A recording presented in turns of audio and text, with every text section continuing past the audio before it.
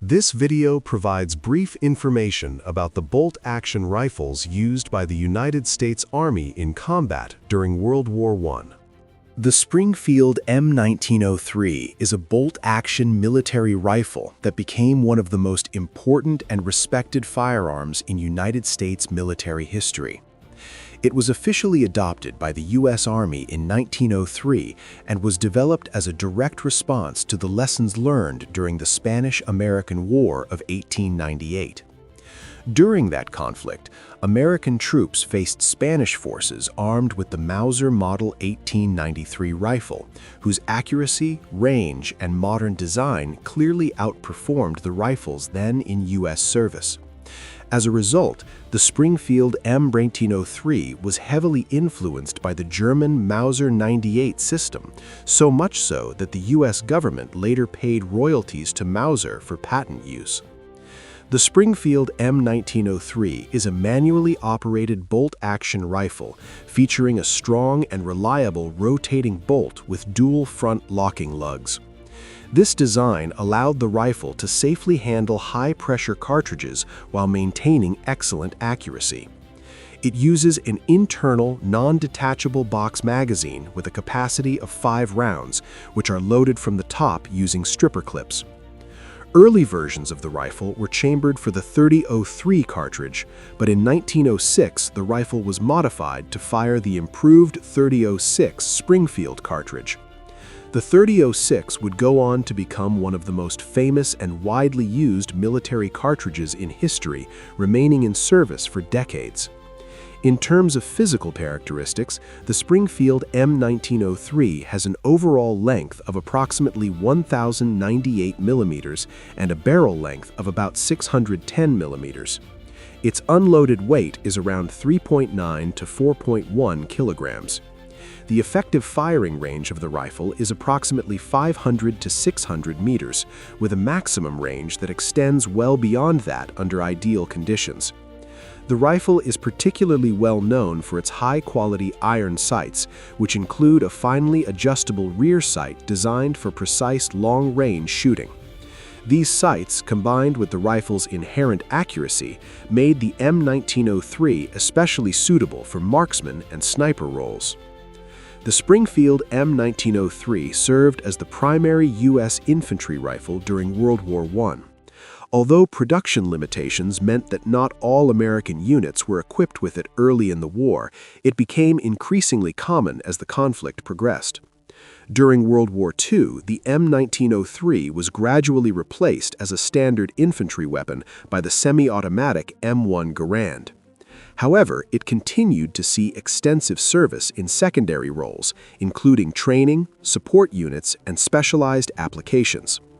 One of the most notable variants was the M1903A4 sniper rifle, which was fitted with a telescopic sight and used effectively by U.S. snipers due to its exceptional precision. The main strengths of the Springfield M1903 include its outstanding accuracy, robust and dependable bolt-action mechanism, powerful .30-06 cartridge, and well-balanced ergonomic design. Its primary drawbacks when compared to later semi-automatic rifles are a slower rate of fire and a more labor-intensive manufacturing process. Despite these limitations, the Springfield M1903 remains a legendary firearm that played a crucial role in shaping U.S. military small arms development. Today, it is highly valued by historians, collectors, and competitive shooters, and it stands as a classic example of early 20th century military rifle design. The Enfield M1917 was one of the most important service rifles used by the United States Army during the First World War. It was a bolt-action infantry rifle renowned for its durability, accuracy, and reliability under harsh battlefield conditions. Although commonly associated with the United States, the M1917 was originally derived from the British Pattern 1914 Enfield rifle, which itself had been designed for the British Army before the war.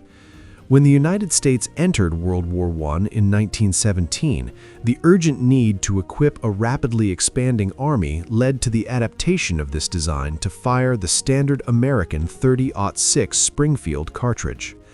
The main reason for adopting the Enfield M1917 was the limited production capacity of the Springfield M1903, which was the official U.S. service rifle at the time.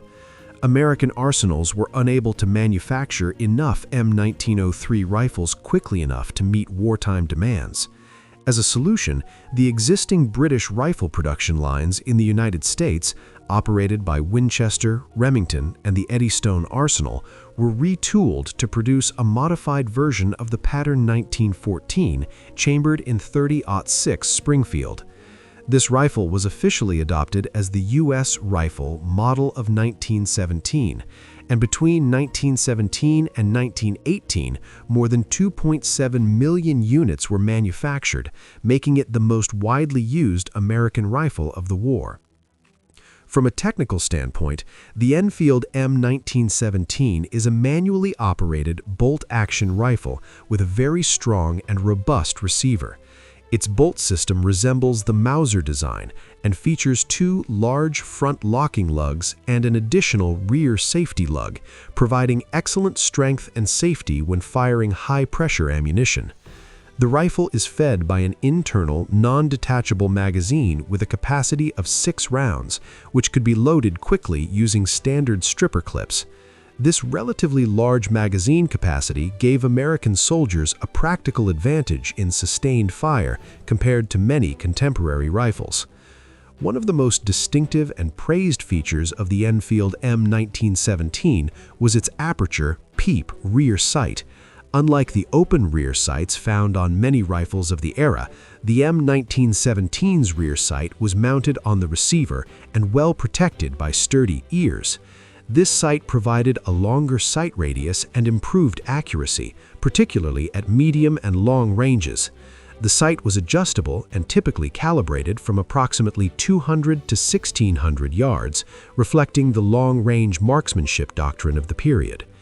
In terms of physical characteristics, the Enfield M1917 has an overall length of approximately 1,170 millimeters and a barrel length of about 660 millimeters. Its weight, around 4.3 to 4.5 kilograms unloaded, made it heavier than some other service rifles, but this additional mass helped reduce recoil and improve stability during firing. The standard cartridge, .30-06 Springfield, offered high muzzle velocity, good penetration, and effective long-range performance. The practical rate of fire was typically around 15 to 20 rounds per minute in trained hands. Operationally, the Enfield M1917 earned an excellent reputation among American troops. It proved highly reliable in muddy trenches, adverse weather, and rough handling, conditions commonly encountered on the Western Front. Many soldiers considered it at least equal to, and in some respects superior to, the Springfield M1903, particularly due to its strong action and superior rear sight. After World War I, the M1917 remained in U.S. inventory as a reserve and training rifle. During the early stages of World War II, it was again issued to rear line units and supplied to Allied nations through various military aid programs. In conclusion, the Enfield M1917 was a product of wartime necessity that nonetheless achieved a high standard of performance and reliability. It played a crucial role in arming the American Expeditionary Forces during World War I and left a lasting legacy in military small arms history as one of the most dependable bolt-action rifles ever fielded by the United States Army. The Mosin Nagant rifle, officially known as the three-line rifle, Model 1891, was the primary service rifle of the Russian Empire and later the Soviet Union from the late 19th century through much of the 20th century. It holds a significant place in Russian small arms history and is one of the most widely produced bolt-action rifles in the world.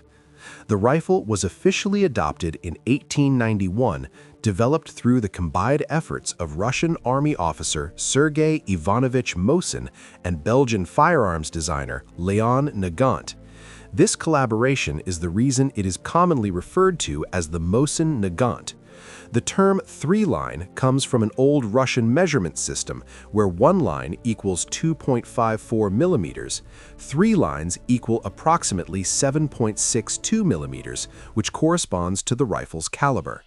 The Mosin Nagant Model 1891 features a bolt-action mechanism and a 5-round internal magazine. Cartridges are loaded from the top using a metal stripper clip. It fires the 7.62 by 54 mm R cartridge, which is powerful and effective at long ranges, and this cartridge remains in use today in some military and sporting applications. The rifle's design is simple, robust, and reliable under harsh conditions, making it particularly suitable for the cold climates and demanding combat situations of Russia and later the Soviet Union. Early versions of the Model 1891 were designed for infantry use, with long barrels and bayonet lugs built in. Later variants were adapted for cavalry and artillery units, featuring shorter barrels. Iron sights were originally calibrated using the Arshin measurement system, but were later converted to metric units. The stock was made of wood, typically birch or other locally available hardwoods. The Mosin Nagant saw extensive service in many conflicts, including the Russo-Japanese War, World War I, the Russian Civil War, and World War II. During World War II, sniper variants equipped with optical sights became famous for their accuracy. The rifle's long service life and numerous modernizations attest to the effectiveness of its original design. In terms of technical specifications, the Mosin Nagant Model 1891 has a caliber of 7.62 millimeters and uses the 7.62 by 54 mm R cartridge. Its overall length is approximately 1,300 millimeters, with a barrel length of about 800 millimeters. The rifle weighs around 4.2 to 4.3 kilograms without a bayonet. Its internal magazine holds 5 rounds. Muzzle velocity is roughly 860 meters per second, with an effective firing range of 500 to 800 meters, although maximum range is significantly greater. The bolt mechanism is manually operated, requiring the shooter to cycle the bolt after each shot. In summary, the Mosin Nagant Model 1891 stands out in military history for its simplicity, reliability, and powerful cartridge. Produced in millions of units, it served for decades and remains a popular choice for collectors, historians, and sport shooters alike. The Krag-Jørgensen Model 1898 was a bolt-action military rifle adopted by the United States Army at the end of the 19th century and represents an important transitional step in the development of modern military small arms. The rifle was originally designed by Norwegian officers Ole Herman Johannes Krag and Erik Jørgensen, whose innovative bolt system was first adopted by Denmark and Norway in the late 1880s.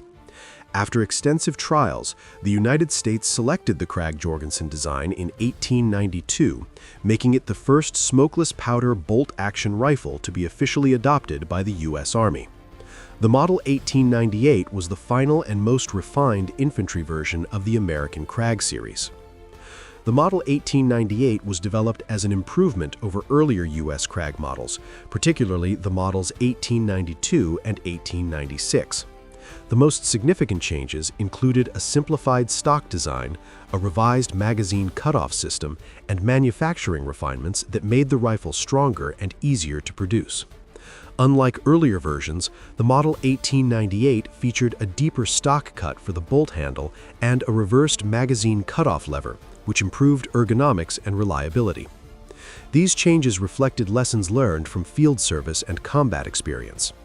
Mechanically, the Krag-Jørgensen Model 1898 is a bolt-action rifle with a uniquely smooth bolt operation. The bolt uses a single main locking lug at the front, along with a safety lug formed by the bolt handle root. While this design provided very smooth cycling and excellent reliability, it limited the rifle's ability to safely handle higher pressure cartridges compared to later Mauser-type actions. The rifle was equipped with a side-loading internal magazine with a capacity of 5 rounds, which could be topped up at any time by opening a hinged loading gate on the right side of the receiver. This system allowed individual cartridges to be loaded quickly, but it was slower than the stripper clip loading systems used on contemporary Mauser rifles. The Model 1898 was chambered for the 30-40 Krag cartridge, also known as the 30 Army. This cartridge fired a 220-grain round-nosed bullet at a muzzle velocity of approximately 2,000 feet per second, which was effective and accurate for its time. However, its ballistic performance was inferior to newer high-velocity cartridges introduced by European powers in the late 1890s. The rifle featured a 30-inch barrel, giving it a long sight radius and good accuracy, but also making it relatively long and heavy compared to later service rifles. The total length was approximately 49 inches, and the unloaded weight was about 9 pounds. The sights on the Krag-Jørgensen Model 1898 were advanced for their era. The rifle was equipped with a finely adjustable rear sight graduated for long-range fire, reflecting 19th century military doctrine that emphasized volley fire at extended distances. A magazine cutoff allowed the rifle to be used as a single-shot weapon while keeping a full magazine in reserve, a feature intended to encourage fire discipline among soldiers. In combat service, the Krag-Jørgensen Model 1898 saw limited but historically significant use during the Spanish-American War of 1898 and the subsequent Philippine-American War. During these conflicts, American forces armed with Krag rifles faced Spanish troops equipped with the Mauser Model 1893, which proved superior in terms of rate of fire, range, and cartridge power. The Mauser's stripper clip loading system and stronger action highlighted the limitations of the Krag design and directly influenced the U.S. Army's decision to seek a replacement rifle. As a result of these experiences, the Krag-Jørgensen was gradually phased out of frontline service in favor of the Springfield Model 1903, which incorporated many Mauser design features and fired a more powerful high-velocity cartridge. Production of the Model 1898 Krag ended in the early 1900s, although many rifles continued to be used for training, reserve service, and by state militias for several years afterward. Historically, the Krag-Jørgensen Model 1898 occupies a crucial place in U.S. military history. It marked the transition from black powder single-shot rifles to modern repeating rifles using smokeless powder and jacketed bullets. Although it was ultimately outclassed by newer designs, the Model 1898 is remembered for its exceptional smoothness, accuracy, and craftsmanship. Today, it is highly valued by collectors and historians as a symbol of a pivotal era in the evolution of military firearms. The Ross Mk2 rifle, often referred to as the Model 1905, is a historically significant Canadian straight-pull bolt-action service rifle originally designed in the early 20th century. It was created by Charles Ross and produced by the Ross Rifle Company in Quebec, Canada. The Ross series of rifles were manufactured from 1903 until 1918, and the Mk2 specifically entered Canadian military service around 1905, serving prominently before and during the early years of World War I. The Ross Mk2 was chambered for the .303 British cartridge, 7.70 mm, the standard British Empire rifle caliber of the period. Unlike most contemporary service rifles that used a conventional turn bolt action, the Ross employed a straight pull bolt action mechanism. Instead of lifting and rotating the bolt by hand, the straight pull system allowed the user to slide the bolt backward and forward in one continuous motion to extract and chamber rounds. This design was inspired by earlier straight pull rifles such as the Austrian Mannlicher M1995 and was intended to increase the rate of fire and simplify the manual operation for soldiers. In terms of physical dimensions and basic technical specifications, the Ross Mk2 had an overall length of approximately 1320 mm, 52 inches, and weighed about 3.9 kilograms, 8.6 pounds, without accessories.